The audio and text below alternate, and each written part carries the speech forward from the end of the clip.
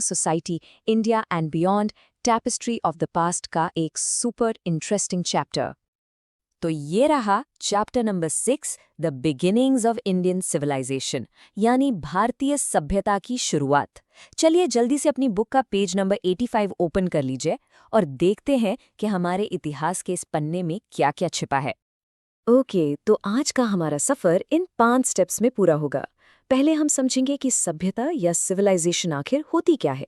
फिर हम इंडिया की एंशिएंट सिविलाइजेशन की दुनिया में चलेंगे।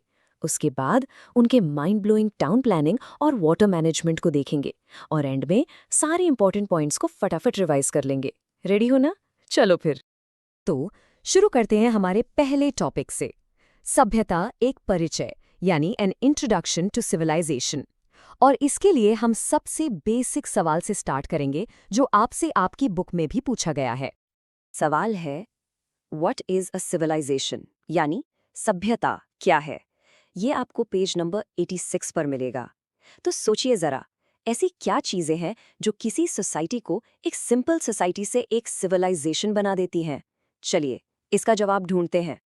राइट, तो देखिए आपके बुक के पेज 86 पर इसके कुछ कैरेक्टरिस्टिक्स दिए हैं, जैसे गवर्नमेंट एंड एडमिनिस्ट्रेशन, अर्बनिज्म यानी शहरों की planning, variety of crafts, internal and external trade, some form of writing, cultural ideals और हाँ, प्रोडक्टिव एग्रीकल्चर। आसान भाषा में, जब कोई समाज इतना ऑर्गेनाइज्ड हो जाए कि वहाँ सरकार हो, वेल प्लान शहर हो, लोग अलग अलग चीजें बनाते और बेचते हों, लिखना पढ़ना जानते हों और सबके लिए भरपूर खाना हो, तब उसे हम कहते हैं एक सभ्यता। इस पेज 86 पर एक और टेक्निकल वर्ड है, मेटलर्जी। देखिए बुक में क्या लिखा है, includes the techniques of extracting metals from nature, purifying or combining them, as well as the scientific study of metals and their properties। मतलब बिल्कुल सिंपल है, धातु विज्ञान। इसका मतलब है जमीन से मेटल निकालने, उसे साफ करने और उसकी स्टडी करने का साइंस, ताकि उससे यूजफुल चीजें बनाई जा सकें। ग्रेट, अब हमें आइडिया लग गया है कि सिविलाइजेशन क्या होती है। तो चलिए अब चलते हैं हमारे अगले सेक्शन में और देखते हैं कि हमारे देश भारत की सबसे पुरानी सभ्यता कौन सी थी और वो कितनी अमेजिंग थी। अपनी बुक का पेज 87 खोलिए और फिगर 6.2 को देखिए। वाओ, ये टाइमलाइन देखिए। मेसोपोटामिया की सिविलाइजेशन 4000 बीसीई में शुरू हुई, इजिप्ट की 3000 बीसीई में, और ठीक उनके बाद 2600 बीसीई में शुरू हुई हमारी अपनी इंडस सरस्वती सिविलाइजेशन। मतलब हमारी सभ्यता दुनिया की सबसे पहली और सबसे एडवांस्ड सिविलाइजेशंस में से एक थी। ये तो गर्व करने वाली बात है। और अब देखिए पेज 89 पर दिया गया ये मैप। इससे आपको अंदाजा लगेगा कि ये सभ्यता कितनी कितनी बड़ी थी। ये सिर्फ इंडस यानी सिंधु नदी के आसपास नहीं थी, बल्कि एक और महान नदी सरस्वती के किनारे तक फैली हुई थी। भले ही सरस्वती नदी आज ज्यादातर सूख गई है, पर उस जमाने में ये एक बहुत बड़ी नदी हुआ करती थी। अब आपके मन में एक सवाल आ रहा होगा कि इसके इतने सारे नाम क्यों हैं? कोई इसे इंडस कहता है, कोई हरप्पन, तो कोई इंडस सरस्वती। इसका रीजन बहुत सिंपल है और आपके बुक के पेज 88 पर बताया गया है। जब 1920s में इसकी खोज शुरू हुई तो सबसे पहला शहर जो मिला उसका नाम था हरप्पा। बस उसी के नाम पर इसे हरप्पन सिविलाइजेशन भी कहने लगे। पेज 88 पर ही एक और वर्ड है, tributary. Let's read from the book. A tributary is a river that flows into a larger river or lake. For instance, the Yamuna is a tributary of the Ganga. इसका मतलब है सहायक नदी। बहुत सिंपल। जब एक छोटी नदी एक बड़ी नदी में जाकर मिल जाती है तो उस छोटी नदी को बड़ी नदी की ट्रिब्यूटरी कहते हैं, जैसे यमुना गंगा में मिल जाती है। चलो बच्चों, अब टाइम है एक छोटे से फन क्विज का। आपके सामने एक टेबल है जो पेज 90 से ली गई है।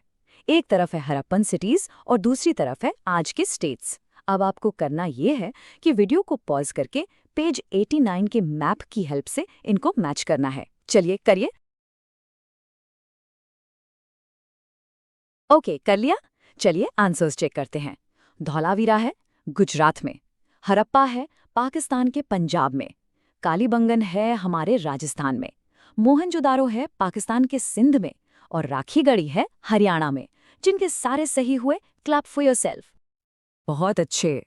अब हम आगे बढ़ते हैं और हड़प्पन लोगों की सबसे बड़ी खासियत में से एक की बात करते हैं, उनका शानदार नगर नियोजन यानी इम्प्रेसिव टाउन प्लानिंग। देखिए, पेज 91 पर बताया गया है कि हड़प्पन शहर जनरली 2 पार्ट्स में डिवाइड होते थे।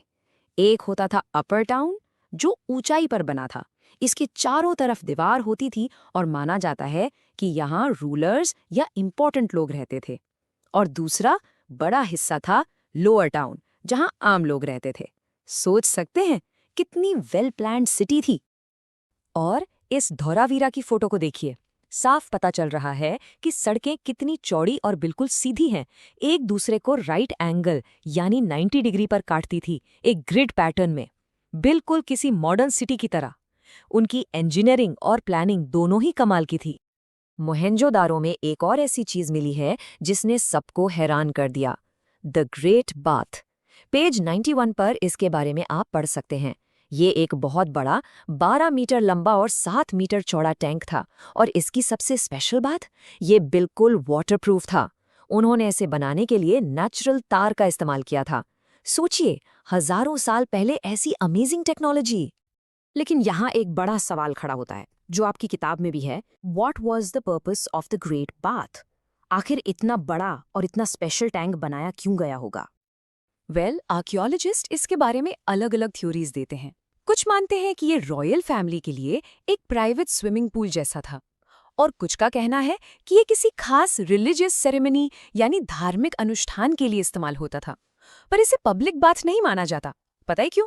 क्योंकि मोहिंजोदारो के ऑलमोस्ट हर घर में अपना खुद का बाथरूम और नहाने की जगह मिली है। ये दिखाता है कि वो लोग हाइजीन और क्लीनलीनेस को कितनी इंपॉर्टेंस देते थे।